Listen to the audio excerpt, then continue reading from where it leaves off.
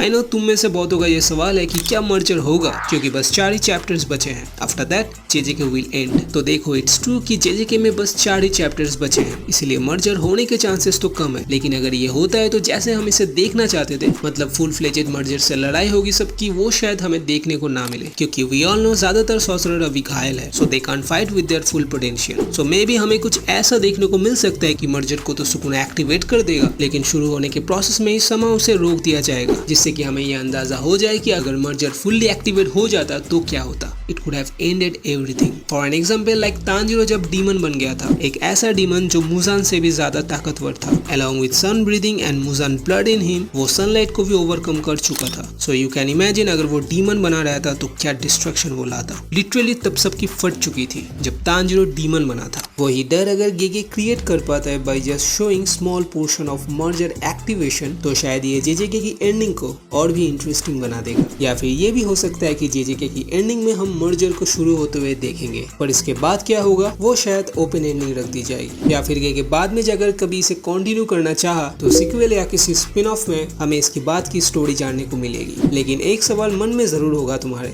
Merger की शुरुआत कैसे होगी। तो सुकुना की हालत देखकर लग रहा है कि it's an end for Sukuna, क्योंकि मेगुमी भी अब फाइट बैक करने लगा है। नोबारा भी आ चुकी है एंड वो भी सुकुना को डैमेज दे रही है through a technique resonance, and ऊपर से Yuji who is being blessed with black flash. So it's clear कि सुकुना के पास ज्यादा ऑप्शंस बचे नहीं है। हाँ, अगर उराओ में कुछ कर पाती है इस वक्त तो सोचने वाली बात होगी, लेकिन अगर उसे भी हकारी ने हरा दिया हो तो it's an end for Sukuna. लेकिन मान लो अगर out of desperation Sukuna merger को स्टार्ट कर देता है तो क्या, लाइक अगर उसे ऐसा लगा कि उसके पास और कोई ऑप्शंस नहीं है तो वो खुद तो मरेगा ही, लेकिन मरने से पहले वो मर्जर को स्टार्ट करके जाएगा ताकि सबको वो अपने साथ लेकर जा सके, क्योंकि मर्जर अगर एक बार स्टार्ट हो जाता है तो इसे रोकना बहुत ही मुश्किल हो जाएगा। जो बीस्ट मर्जर से बनेगा वो सुकुना से भी ज्यादा ताकतवर होगा। सो इट्स कम्प्लीटली पॉसिबल कि सुकुना आउट ऑफ डेस्परेशन इसे स्टार्ट कर दे, लेकिन according to the rules of culling game सभी प्लेयर्स को मरना होगा, उसके बाद ही मर्जर स्टार्ट हो पाएगा। तो अगर सुकुना को इसे स्टार्ट करना है तो उसे बाइंडिंग बाव को तोड़ना पड़ेगा, एंड अगर ये होता है तो finally we will get to see अगर कोई बाइंडिंग बाव ब्रेक करता है तो उसके साथ क्या होता है। तो यही थे वो theories. Now you let me know क्या लगता है मर्जर शुरू होगा या नहीं। तो दोस्तों वीडियो अच्छी लगी हो तो लाइक कर देना, एंड ऐसे ही इंटरेस्टिंग थ्योरीज एंड मांगा से रिलेटेड वीडियोस के लिए चैनल को सब्सक्राइब कर देना। चलो गाइस, टेक केयर, टाटा।